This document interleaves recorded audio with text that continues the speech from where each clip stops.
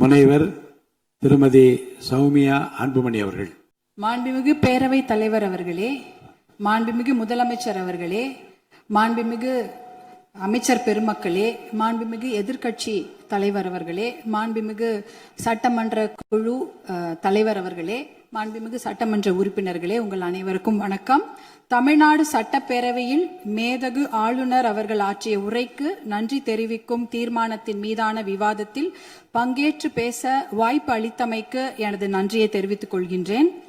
மாண்புமிகு முதலமைச்சர் அவர்களுக்கு மனமார்ந்த பிறந்த நாள் வாழ்த்துக்களை கூறி எல்லா வளமும் பெற்று பல்லாண்டு வாழ பாட்டாளி மக்கள் கட்சி சார்பில் வரவேற்று வாழ்த்துக்களை தெரிவித்து மகிழ்கின்றோம்.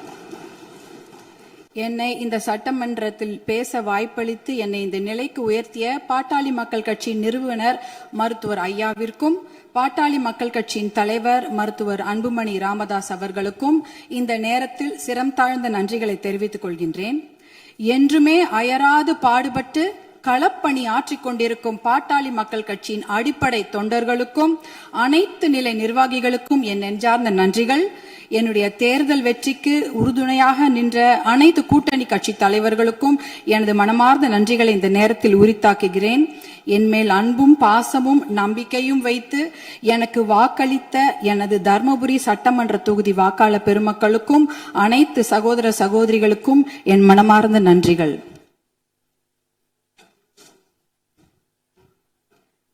மாண்புமிகு பேரவைத் தலைவர் அவர்களே, ஒரு அறையை எதை கொண்டு வேண்டுமானாலும் நிரப்பலாம்.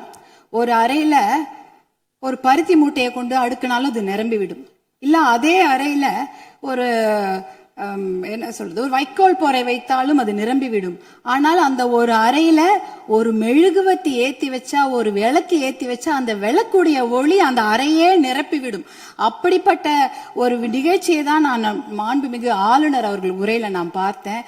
ஏனென்றால் அந்த உரையில் ஒரே ஒரு வாக்கியம், சமூக நீதி கணக்கெடுப்பு நடத்தப்படும் என்ற அந்த ஒரு வாக்கியம் இந்த சட்டப்பேரவை மட்டும் ஒளிபர செய்யவில்லை, தமிழ்நாடு மக்களின் அனைத்து இல்லங்களிலும் அது பிரகாசத்தையும் வெளிச்சத்தையும் ஒளியையும் கொண்டு நிரப்பியது. ஏன்னா 100 ஆண்டுகளுக்கு பிறகு சமூக நீதி கணக்கெடுப்பு நடத்தப்படும் என்ற அந்த வாக்கியம் மிகப்பெரிய ஒரு வரலாற்று சிறப்பு மிக்க ஒரு வாக்கியம். அதற்காக மாண்புமிகு முதலமைச்சர் அவர்களுக்கும் மாண்புமிகு நம்முடைய தமிழக அரசுக்கும் எங்களுடைய பாட்டாளி மக்கள் கட்சி சார்பாக நன்றிகளையும் வரவேற்பையும் தெரிவித்துக் கொள்கிறோம். ரொம்ப அன்பாக மகிழ்ச்சியாக தெரிவித்துக் கொள்கின்றோம். ஏனென்றால் பாட்டாளி மக்கள் கட்சியின் கொள்கைகளே அதை ஒருங்கிணைக்கிற ஒரு மையப்புள்ளி அப்படின்னா அது சமூக நீதி தான். அந்த சமூக நீதியை நிலைநாட்ட இந்த சமூக நீதி கணக்கெடுப்பு நடத்தப்படுவதால் கண்டிப்பாக எல்லா இல்லங்களுக்கும் தமிழ்நாட்டின் மக்களுடைய அனைத்து நலத்திட்டங்களும் போய் சேரும் என்பதில் எந்த ஐயமும் இல்லை. அதற்காக எங்களுடைய மகிழ்ச்சியை தெரிவித்துக் கொள்கின்றோம். மாண்புமிகு மேதக ஆளுநர் அவர்களின் உரையில வேளாண் பெருமக்கள் அப்படின்ற வார்த்தையை சொல்லியிருந்தாங்க. வேளாண் பெருமக்கள் என்ற வார்த்தை எவ்வளவு அழகான வார்த்தை. ஆனால் பாட்டாளி மக்கள் கட்சியில நாங்க வேளாண் பெருமக்களை கடவுளா தான் நாங்க பார்ப்போம். அவர்கள் நமக்கு உணவளிக்கும் கடவுள்களாக தான் நாங்க அவங்கள பாக்குறோம். அதுல பாத்தீங்கன்னா சிறு குறு விவசாயிகளுக்கான கடன், விவசாய கூட்டுறவு கடனை தள்ளுபடி கொஞ்சம் செய்வதாக அறிவித்திருக்கிறார்கள். நீங்க வேளாண் குடிமக்களுடைய உழைப்பை நாம பார்க்க வேண்டும். வெயில்ல யாருமே வெளியில போக மாட்டாங்க. ஆனா வேளாண் குடிமக்கள் மட்டும்தான் வெயிலே வேலை செய்வாங்க. கடின உழைப்ப அந்த வெயில்ல தான் அவங்க கொடுப்பாங்க. அதே சமயம் மழை வெள்ள காலங்கள்லயும் அவங்க வேலை செஞ்சுட்டு இருப்பாங்க. மழை வெள்ளத்துல கொஞ்சம் அதிகமா தண்ணி தேங்கிட்டா கூட அந்த நிலத்துல இருக்கிற அந்த பயிரெல்லாம் அப்படியே முழுகிடும். இப்பெல்லாம் போய் பயிர் முழுகிட்டா யாரும் போய் நேரடியா ஆய்வெல்லாம் செய்யறது இல்ல. ட்ரோன் அனுப்பி அந்த பயிர்ல அந்த தண்ணி நிலத்துல தேங்கி இருக்கான்னு கண்டுபிடிக்கிறாங்க.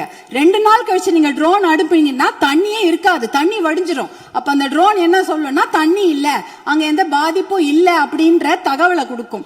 இப்படி எவ்வளவு பிரச்சனைகள். அதே அறுவடை செய்து விட்டார்கள் என்றால் பாத்தீங்கன்னா அந்த டைரக்ட் ப்ரொக்யூர்மெண்ட் சென்டர், அதாவது டிபிஆர்னு சொல்லுவாங்க, அந்த கொள்முதல் நிலையங்கள், நேரடி கொள்முதல் நிலையங்களுக்கு மூட்டை மூட்டையா அரிசி எடுத்துட்டு போவாங்க. ஆனா ஒரு கொள்முதல் நிலையங்கள்லயும் ஒரு நாளைக்கு இவ்வளவுதான் அரிசி எடுத்துக்க முடியும், இவ்வளவுதான் மூட்டை எடுத்துக்கொள்ள முடியும் என்ற அளவுகோல் இருக்கும். ஆனால் அந்த அளவுகோலுக்கு மேல ஆயிடுச்சுன்னா அந்த மூட்டையை வச்சுட்டு வெயிலையும் மழையிலையும் அங்கேயே இருக்கணும். அது என்னவா இருந்தாலும் சரி, மூட்டையை அவங்க நிலத்துல இருந்து எடுத்துட்டு போயிட்டாங்கன்னா தனியார் அந்த கொள்முதல் நிலையங்கள் வாசல்லே படுத்து கிடப்பாங்க. மழை பெஞ்சிச்சுன்னா அந்த மூட்டையெல்லாம் உள்ளே முளைச்சிடும், கெட்டு போயிடும். இப்படி எத்தனையோ சிரமங்களை மீறி தான் அவங்க நம்மளுடைய உணவு மேசைக்கு சாப்பாடை கொண்டு வராங்க.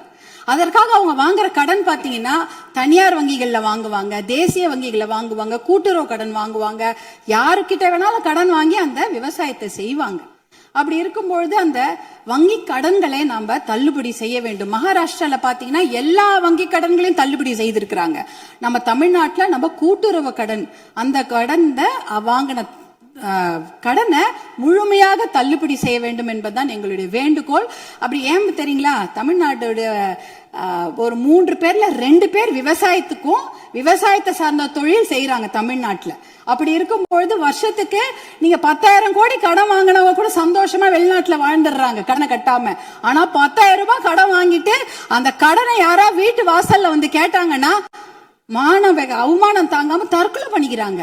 2021, 22, 23 கிட்டத்தட்ட 1968 விவசாயிகள் தமிழ்நாட்டுல தற்கொலை பண்ணியிருக்கிறாங்க. அப்படின்னா ஒரு நாளைக்கு 2 பேர், ஒரு நாளைக்கு 2 விவசாயிங்க தற்கொலை பண்ணிருக்கிறாங்கன்றத இந்த புள்ளி விவரம் சொல்லுது. அவங்களெல்லாம் நம்ம காப்பாத்தி ஆகணும். இப்ப சூப்பர் எல்னினோ வரப்போகுது. அந்த சூப்பர் எல்னினோனா கடுமையான வறட்சி, அதுக்கு நம்ம தயாரா இருக்கணும். இன்னும் எவ்வளவு கடன் வாங்குவாங்களோ அவங்க தெரியாது. நம்ம விவசாயிங்க எங்க இருக்காங்க தெரியுங்களா, 100 அடி ஆழத்து பள்ளத்துல இருக்கிறாங்க. 100 அடி ஆழ பள்ளம் கடன் சுமையில. ஆனா நீங்க நம்மளுடைய தமிழக அரசாங்கம் இன்னைக்கு அவங்க 50 அடி ஆழ கயிறு தான் கொடுத்திருக்கீங்க. எப்படி வெளியில வருவாங்க? 50 அடி கயிறை அவன் 100 அடி ஆளும் பள்ளத்து இருக்கிறாங்க. அந்த விவசாயிங்க எப்படி வெளில வருவாங்க? முழுமையாக கடனை தள்ளுபடி செய்தா தானே அவங்க அந்த கடன் பிரச்சனை வெளியில வந்து அவங்க அடுத்த வேலையை பார்க்க முடியும். அதனால நீங்க உங்களுடைய அதிகாரிகள், மாண்புமிகு பேரவைத் தலைவர்கள், உங்கள் வாயிலாக முதலமைச்சரை நாங்க கேட்டுக்கொள்வதுதான், உங்களுடைய அதிகாரிகள் சொல்லுவாங்க, ஐயோ நிதி சுமை, கடன் சுமை, கூடுதல் செலவினம் அப்படிலாம் சொல்லுவாங்க. ஆனா அதையெல்லாம் ஒரு புறம் ஒதுக்கி வைத்து விட்டு அவர்களுக்கு முழு கடன் தள்ளுபடி செய்யணும். ஏற்கனவே 2000 கோடியா 6000 கோடியா உயர்த்திட்டீங்க. இன்னும் ஒரு 18,000 கோடியா அந்த கடன் தள்ளுபடி, கூட்டுறவு கடன்களை மட்டும் தள்ளுபடி செய்யுங்க. ஏன்னா ஏற்கனவே அவங்க 1 வருஷத்துக்கு தான் தள்ளுபடி செய்திருக்கிறீங்க. அதற்கு முன்னால ஒரு 2 வருஷம் கடன் அவங்க வாங்கி வச்சிருக்கிறாங்க. அந்த கடனையும் முழுமையாக தள்ளுபடி செய்தீர்கள் என்றால் அவங்க கண்டிப்பாக எத்தனையோ கடுமையாக உழைக்க தயாராக இருக்கிறார்கள். அவங்களுக்கு அந்த ஒரு ரெஸ்பெக்டை நம்ம கொடுக்கணும், அவங்களுக்கு அந்த நிவாரணத்தை நாம் தர வேண்டும் என்று உங்களை எல்லாம் நாங்க அன்போடு கேட்டுக்கொள்கின்றேன். அடுத்ததாக பாத்தீங்கன்னா, தமிழ்நாட்டில் 2026ஆம் ஆண்டில் ஆட்சி மாற்றம் ஏற்படுவதற்கு காரணமாக இருந்தது பெண்கள் மற்றும் குழந்தைகளுக்கு எதிரான குற்றங்கள் கட்டுப்படுத்தப்படாமல் அதிகரித்ததுதான். ஆனால் ஆட்சி மாற்றம் ஏற்பட்ட பிறகும் அதே நிலை தொடர அனுமதிக்க கூடாது. பொறுத்தது போதும், நம்ம இனிமேல் பொங்கித்தான் எழ வேண்டும். ஏனென்றால் ஒரு பழமொழி சொல்வாங்க, அரசன் அன்று கொள்வான், தெய்வம் நின்று கொள்ளும் அப்படின்னு சொல்லுவாங்க. இன்னைக்கு நம்ம குழந்தைங்க மேல கைய வச்சவங்கள நம்ம சும்மா விடக்கூடாது. நம் பெண்கள் மேல் கை வைத்தவர்கள் சும்மா விடவே கூடாது. இதுக்கு மேல நம்ம பொறுமையா இருக்கிறதுல அர்த்தமே கிடையாது. துபாய், அரபு நாடுகள், இல்ல சிங்கப்பூர் போன்ற நாடுகள்லாம் இப்படிப்பட்ட கொடுமையான குற்றங்களை செய்தவர்களுக்கு உடனடியாக சட்டப்படி மரண தண்டனை கொடுக்கிறார்கள். அந்த மரண பயத்தையும் உயிர் பயத்தையும் அந்த தப்பு செய்தவங்களுக்கு நம்ம கொடுக்கணும். அப்படி இருந்தாதான் இந்த பெண்கள் குழந்தைகளை காப்பாற்ற முடியும். வேற வழியே கிடையாது. ஏன்னா அவங்க நினைச்சிட்டு இருக்கிறாங்க, இன்னும் ஒரு 5 வருஷம் பொறுமையா கேஸ் ஆடிக்கிட்டே போலாம், பொறுமையா வெளில வந்துடலாம், இந்த கோர்ட் இல்லைன்னா அந்த கோர்ட், அந்த கோர்ட் இல்லைன்னா அதுக்கு மேல கோர்ட்னு போய் அவர்கள் வெளியில வந்து விடுவார்கள் என்ற தைரியத்துலதான் இவ்வளவு பெரிய தவறுகளை செய்கிறார்கள். அவர்களுக்கு அந்த உயிர் பயத்தை, குழந்தைகள் மேல் கை வைத்தவர்களுக்கும் பெண்கள் மேல் கை வைத்தவர்களும் அந்த உயிர் பயத்தை கொடுத்தாதான் இனிமேல் அந்த தவறை செய்ய மாட்டாங்க. அதுக்காக இனிமேல் நாம பொறுத்தது போதும், பொங்கி எழ வேண்டும் என்று மறுபடியும் நான் உங்களை வேண்டி விரும்பி கேட்டுக்கொள்கின்றேன். அப்புறம் தர்மபுரி மாவட்டத்திற்கு என்னுடைய கோரிக்கைகள், தர்மபுரி காவிரி உபரிநீர் திட்டத்தை உடனடியாக அறிவிக்க வேண்டும். தர்மபுரி மாவட்டம் மிகவும் பின்தங்கிய மாவட்டம், ரொம்ப வறட்சியான மாவட்டம். அங்க நாங்க நிலையங்களோ கட்டிடங்கள் எல்லாம் கேட்கல, குடிக்கிறதுக்கு தண்ணி கேட்கிறோம். ஒரு ஆளுக்கு ஒரு குடம் தண்ணி கூட கிடையாது. ஒரு ஆளுக்கு ஒரு குடம் தண்ணி கூட கிடையாது. தர்மபுரி மாவட்டத்தில் 2 பெரிய ஆறு ஓடுது.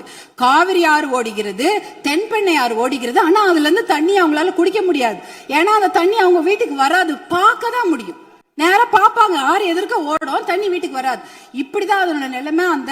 அந்த தர்மபுரி காவிரி உபரிநீர் திட்டத்தை செயல்படுத்தினாங்கன்னா கண்டிப்பாக தண்ணி வந்து அவங்களோட ஏரி குளங்களில் நிரம்பிவிடும், எத்தனையோ குடும்பங்கள் பிழைத்து விடும். அது ஒரு அந்த திட்டத்துக்கு நீங்க புளோரோசிஸ் கூட, புளோரைடு கூட தர்மபுரி மாவட்டத்தில் இருக்கு. எல்லாருடைய பல்லும் கருப்பு கருப்பா இருக்கும், மஞ்சள் கலரா இருக்கும் தர்மபுரி மாவட்டத்தில் மக்கள். அது பாத்தீங்கன்னா அந்த புளோரோசிஸ் ஒரு தன்மை, அதெல்லாம் குறைக்கணும்னா நல்ல தண்ணியை கொடுங்க. தர்மபுரி காவிரி உபரிநீர் திட்டத்தை நீங்கள் செயல்படுத்துமாறு அன்போடு கேட்டுக்கொள்கின்றேன். அடுத்தது தர்மபுரியில சிப்காட் தொழிற்பேட்டை அனௌன்ஸ் பண்ணி 18 வருஷம் ஆச்சு. 2 முறை அதுக்கு திறப்பு விழா பண்ணியாச்சு. ஆனா கூடுதல் நிதி ஒதுக்கீடு செய்ய வேண்டும். அந்த இடத்துல 2 நிமிஷம் கூடுதல் நிதி ஒதுக்கீடு செய்து தர்மபுரி மாவட்டத்திற்கு வந்து அந்த சிப்காட்டை உயிர் கொடுக்கணும். ஏன்னா தர்மபுரி மாவட்டத்தில் 3 லட்சம் இளைஞர்கள், 3 லட்சம் குடும்ப தலைவர்கள் புலம்பெயர்ந்து மற்ற ஊருக்கு போய் பழைச்சிட்டு இருக்கிறாங்க. அவங்க குடும்பத்தோட சேர்ந்து வாழறதுக்கு நீங்க வழிவகை செய்யணும். கூடுதல் நிதி ஒதுக்கீடு செய்து அந்த சிப்காட்டுக்கு உயிர் கொடுக்க வேண்டும் என்று கேட்டுக்கொள்கின்றேன். அடுத்தது பாத்தீங்கன்னா தர்மபுரி மொரப்பூர் ரயில்வே திட்டம். சென்னையில இருந்து எல்லாரும் அவங்க ஊர் தலைநகருக்கும் மாவட்ட தலைநகருக்கு ட்ரெயின்ல போலாம். ஆனா எங்க ஊருக்கு மட்டும் போகவே முடியாது ட்ரெயின்ல. தர்மபுரிக்கு சென்னைக்கும் ட்ரெயின் கனெக்ஷன் கிடையாது. அதுனா மொரப்பூர்ல ஒரு பெரிய பிட்டு வந்து உடைஞ்சு போயிருக்குது. அதுக்காக பாட்டாளி மக்கள் கட்சி நாடாளுமன்ற உறுப்பினர்கள் 2004 இருந்து போராட்டம் பண்ணி 2019 அந்த திட்டத்துக்கு அனுமதி வாங்கி ஃபண்டும் வாங்கி கொடுத்துட்டாங்க. ஆனா நிலத்தை வாங்கி கொடுப்பதில் கொஞ்சம் நிறைய சிக்கல்கள் இருக்கு. 50% நிலம் மட்டும்தான் அதுக்கு ஒதுக்கீடு செய்திருக்கிறாங்க. அந்த திட்டத்தை விரைவாக செயல்படுத்த வேண்டும். அதற்கு நீங்கள் சிறப்பு கவனம் தமிழக அரசாங்கம் செய்ய வேண்டும் என்று உங்களை அன்போடு கேட்டுக்கொள்கின்றேன். வருமானம் இல்லைன்னு நம்ம சொல்லிட்டு இருக்கிறோம்.